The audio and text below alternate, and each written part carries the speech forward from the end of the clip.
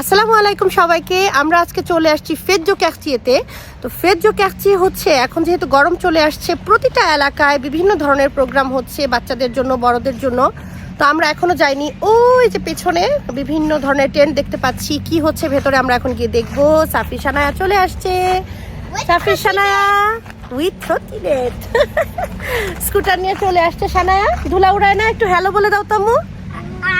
তাকাও, বলো হ্যালো। আমরা চলে যাচ্ছি এখন, আর একদম দেরি করবো না, ছোট্ট একটা ভিডিওতে দেখিয়ে দিব কি কি হয় এখানে বিভিন্ন উৎসবগুলোতে। তো চলেন, পাশে থাকবেন।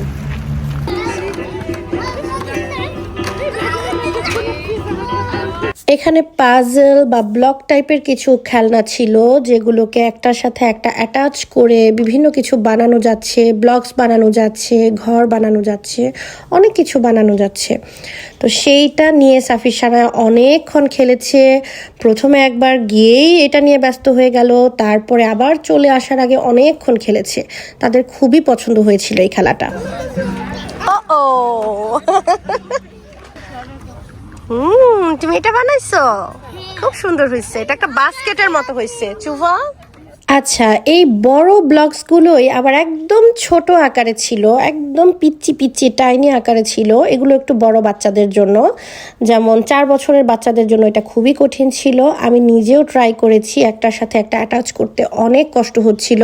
বড় বড় ব্লকসগুলো যেগুলো আউটডোরে খেললো, সেইটা দিয়ে খেলাটা ছিল অনেক ফান। আর এই ব্লকসগুলো দিয়ে খেলাটা ছিল অনেক চ্যালেঞ্জিং। একটার সাথে একটা অ্যাটাচ করলেও থাকছিল না, বারবার খুলে চলে আসছিল। এইটা খেলার জন্য অনেক ধৈর্য দরকার। বাচ্চারা এই ব্লকসগুলো নিয়ে খেলার মাঝখানেই দেখলাম একটা ব্যান্ড পার্টি আসছে। খুবই সুন্দর মিউজিক করতে করতে একটা ব্যান্ড পার্টি আসলো। তা আমরাও ব্যান্ডের সাথে সাথে একটু নাচানাচি করলাম, খুব ভালো লাগছিল। আচ্ছা, আমি এই ব্যান্ডের মিউজিক বেশ অনেকটা অ্যাড করে দিচ্ছি ভ্লগে, কারণ আশেপাশের অনেক মানুষ নাচছিল, এনজয় করছিল। তাই মনে হলো এমন ফান মোমেন্টগুলো বাদ দিব কেন, সবার সাথে শেয়ার করি।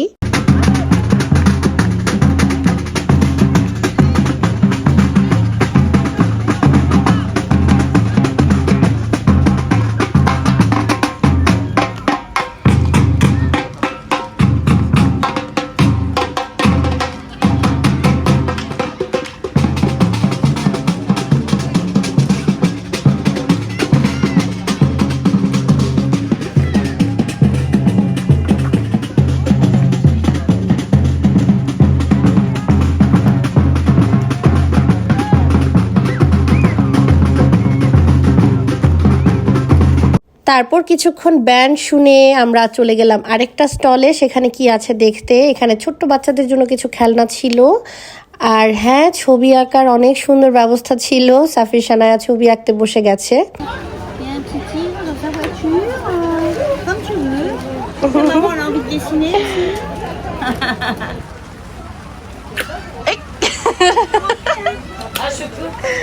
বৃষ্টির কোনো সময় জ্ঞান নাই, একদম বৃষ্টি চলে আসছে, ঝুপঝাপ করে বৃষ্টি পড়তেছে। ইউরোপের ওয়েদার।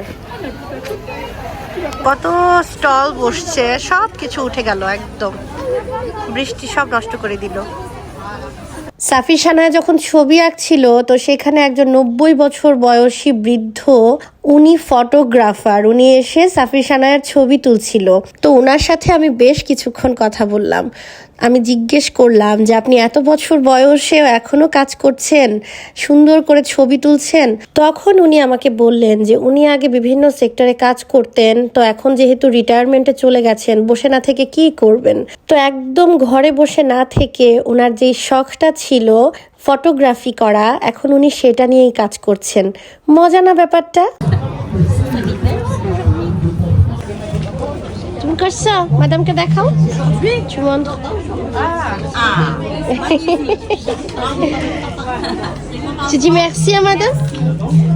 টুকটাক আঁকা আঁকি শেষ করে আমরা আরেকটা স্টলে গেলাম। সেখানে আফ্রিকার বিভিন্ন দেশের পতাকা রং করতে দেয়া হচ্ছিল, তো তারা ওইটা নিয়েও বসে গেল। সাফি সানায়া কিছুক্ষণ বাংলাদেশের পতাকা খুঁজেছে, ফ্রান্সের পতাকা খুঁজেছে, তো সেটা পায় নাই। ওনারা বলছিল যে আজকে শুধু আফ্রিকান পতাকা আছে, তো কি আর করা, সাফি সানায়া সেটাই করলো।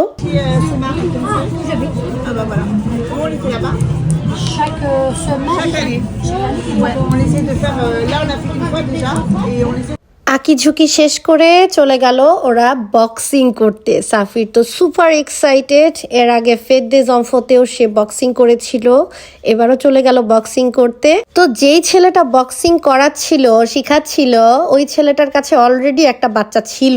তো সে ওদের দুইজনকে একসাথে দিয়ে দিল বক্সিং করার জন্য। আমি তো মনে মনে একটু ভয় পাচ্ছিলাম যে ওরা কি ব্যথা না পায়, কিন্তু না, দুইটা ছেলে কিন্তু খুব ভালোভাবে বক্সিং করেছে। একবার বলে দিয়েছি মুখে যেন না লাগে, ওরা খুব ভালোভাবে একদম হাত টার্গেট করে খুব সুন্দর করে করেছে। আমার তো খুব ভালো লেগেছে।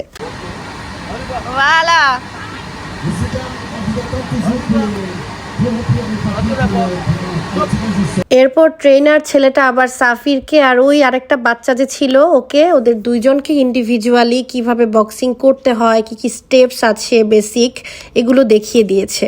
এই যে এখন সে একবার সাফির আরেকবার ওই বাচ্চাটাকে একসাথে তাদের দুইজনকে ট্রেন করছিল। আমি জানি না সাফির কতটা মজা পেয়েছে, আমার তো ভীষণ মজা লাগছিল এসব দেখে। আচ্ছা, এখন আমার টাইনি ছোট্ট সানায়ার পালা। ওকে তো বক্সিং ম্যাটের ভেতরে দেখাও যাচ্ছিল না, আমি ওই ব্যারিকেডগুলো নামিয়ে নামিয়ে দেখছিলাম, ওকে ভিডিও করছিলাম। আমার এত হাসি পাচ্ছিল। সত্যি বলতে সানায়া অনেক চঞ্চল একটা বাচ্চা, সারাক্ষণ এটা করছে সেটা করছে, ওর কিছু না কিছু করতেই হবে। কিন্তু চঞ্চলতার পাশাপাশি আমি যেটা খেয়াল করেছি, মাশাল্লাহ ওর সাহস অনেক বেশি, কোনো কিছুতেই ভয় পায় না। এটা একটা সাহসেরও ব্যাপার, আবার ভয়েরও ব্যাপার। মানে অনেক বেশি ঝুপঝাপ একটা কিছু করে সে বিপদে ফেলে দেয় সবাইকে, নিজেও বিপদে পড়ে যায়। আসলে মানবিক সকল চরিত্রেরই ভালো দিক খারাপ দিক আছে, তো ভালো খারাপ সবকিছু মাথায় রেখেই চেষ্টা করি সবকিছু ব্যালেন্স করার জন্য, এই আর কি। বক্সিং শেষ করে আমরা চলে গেলাম বেলুন নিতে। এখানে একজন বেলুন ফুলিয়ে বাচ্চাদের বিভিন্ন কিছু বানিয়ে দিচ্ছিল।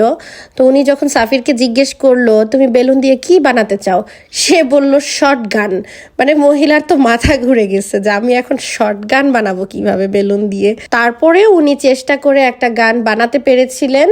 তো এটা একটা শর্ট গান না হইলেও একটা রিভলভার তো হয়েছিল, ছোটখাটোর মধ্যে ভালোই হয়েছিল।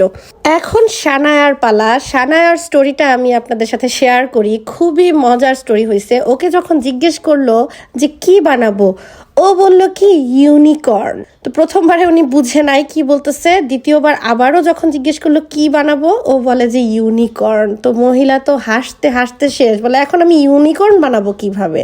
তো উনি আমাকে আর আশেপাশের সবাইকে আস্তে করে বলে দিল যে দেখেন আমি এখন একটা হরিণ বানায় দেই, আপনারা কিন্তু সবাই বলবেন যে এইটাই একটা ইউনিকর্ন। হ্যাঁ, কারণ আমি ইউনিকর্ন বানাবো কিভাবে।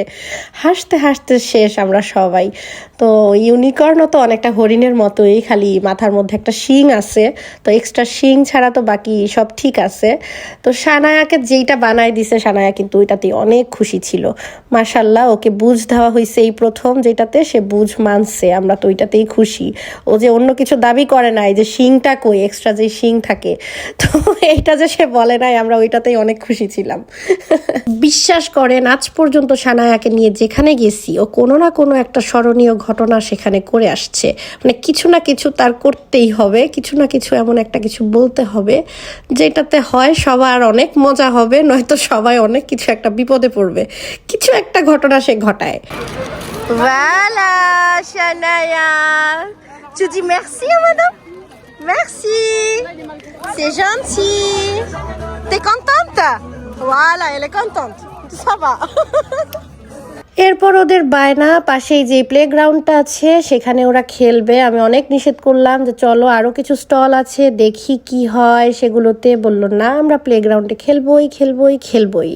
তো আর কি করা, প্লেগ্রাউন্ডেই নিয়ে গেলাম। এই প্লেগ্রাউন্ডে ওরা এতবার এসেছে, এত খেলেছে, তারপরেও এখনও আবার খেলতে হবে। বাচ্চাদের মর্জি, কি আর করা। গেলাম, প্রায় 5 মিনিট সময় দিলাম যে 5 মিনিটের মধ্যে তাড়াতাড়ি খেলাধুলা করে শেষ করবা। তো ওরা কথা শুনেছে, ওরা 5 মিনিটের মতোই খেলেছিল। আমি এখান থেকে কেক নিলাম, অনেক ধরনের কেক আছে। না এগুলা কিছু না, আমার এখানে অনেক ধরনের খাবার নিয়ে বসছে, স্টল নিয়ে। আমি এই 3টা নিলাম। আচ্ছা দেখি ওইখানে কি আছে। এখানে বাচ্চারা নাচানাচি করতেছে। বাচ্চাদের খেলাধুলা মোটামুটি করা শেষ। সাফির এই তো একটা পিস্তল বানাইছে বেলুন দিয়ে, সানায়া একটা ইউনিকর্ন বানাইছে, খুব মজার একটা ঘটনা ঘটছে এটা বানাতে গিয়ে। তো যাই হোক, বেশ ভালোই কাটলো সময়। দূর থেকে বোঝা যাচ্ছিল না কি কি হবে, ভেতরে কি কি আছে। প্রত্যেকটা স্টলে বেশ ভালো ভালো অ্যাক্টিভিটি ছিল বাচ্চাদের জন্য, টুকটাক অনেকগুলোই, একটা দুইটা বাদে সবগুলোতেই মোটামুটি ওরা পার্টিসিপেট করেছে। খুব ভালো লেগেছে, আমাদের ভালো সময় কাটলো। তো আমার ছোট্ট এই ব্লগটি আমি এখানেই শেষ করে দিচ্ছি। সবাই অনেক অনেক ভালো থাকবেন, সুস্থ থাকবেন, সুন্দর থাকবেন, আমাদের সবার জন্য দোয়া করবেন। আল্লাহ হাফেজ।